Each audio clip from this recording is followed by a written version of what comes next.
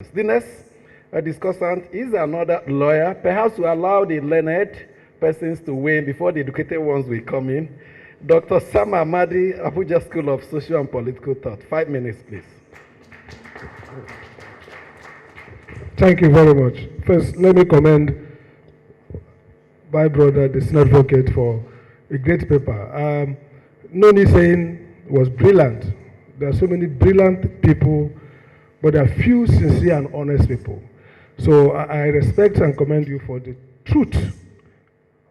Brilliance is cheap, but honesty is expensive. Thank you very much. Let me say this very clear, and I'm going to respond to 3 key points. First, in every country, elections are one of strategy.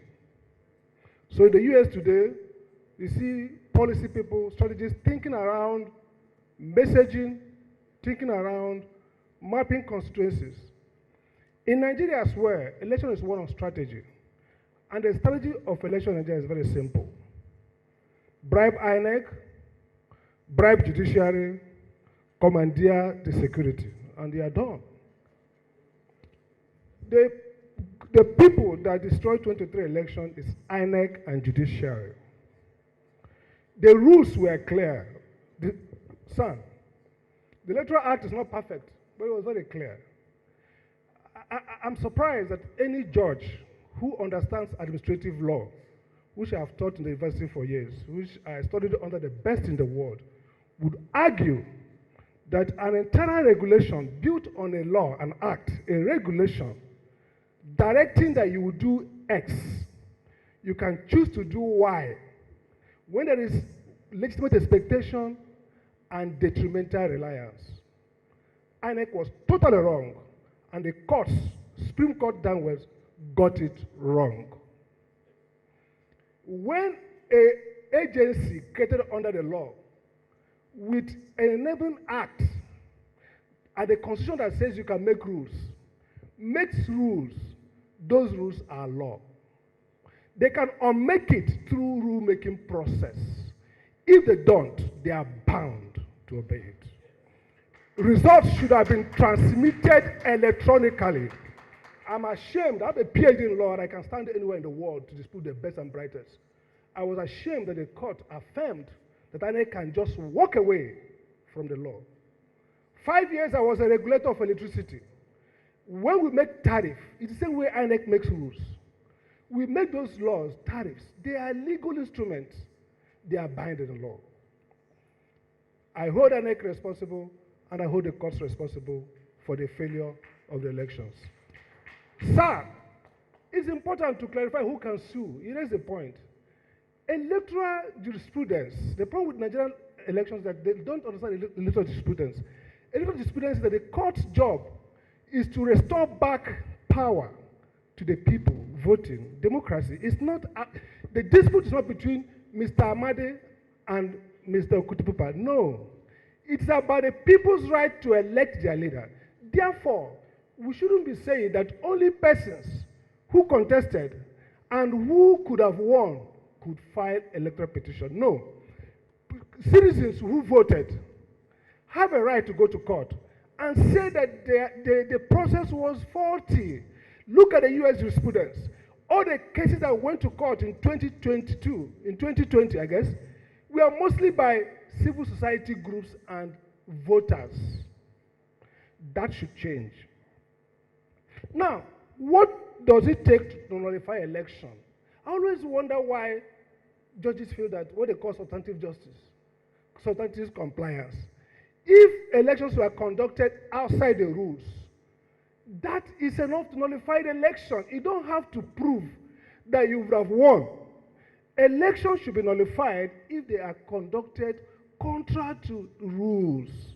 Our jurisprudence is faulty on that. So the question then is, there's a key point somebody mentioned about too much burden on the judges. It is caused by INEC, and I make this clear. The new Electoral Act provides 2 safeties that we destroyed. First, internal democracy. It says that all candidates must be either elected directly or indirectly. If you choose indirect, Then he laid out democratically elected. Let me say it clear. The court has a right and a duty to overrule parties if they present candidates they did not go through the rules of the constitution and their own internal rules. There's no justice like saying, look, there are 3 people here. Members of the party have a right to due process. That's why the Act provides for it, and that's what the Constitution provides for. So if you do not second-guess politicians, then it's not that you are imposing the candidate, you are requiring them to follow the rules. And that's what the Supreme Court has been saying before. And the final point I want to make is very clear on this.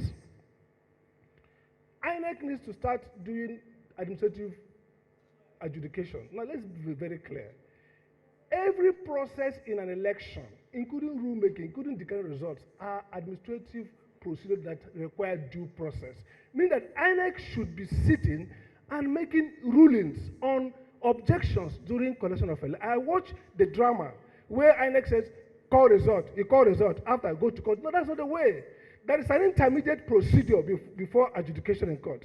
That is administrative hearing. You must establish the validity of those results through a process that INEC can now make rules, which the court will now review through judicial review. So the critical point is here, and I want to end on this note. The Amadi'S case you mentioned, sir, interesting case. The court did something that was nice, but look at the failure. The issue is, it's not for the court to impose candidates. Courts can verify results and ask people to elect, to go back. So we have to redraft timelines to allow for repeat elections, not imposition. And the key point here then is that this is not a matter of nicety. I like the point you made. Politicians are mad dogs. You need to police them. But when the policer of mad dog is himself mad, then that's confusion. The judiciary should no longer be thinking of politicians as people who want to do public good. The public interest is to impose order and regularity in politics, not to allow politicians to self-regulate. That is a lesson of history. I don't blame politicians, I blame judiciary, I blame INEC, because they abandon their work, and politicians are the ones who can never see power and leave power. You have to treat them as persons who have adverse interest to public interest and force through regulation the convergence of private and public interest. Thank you very much.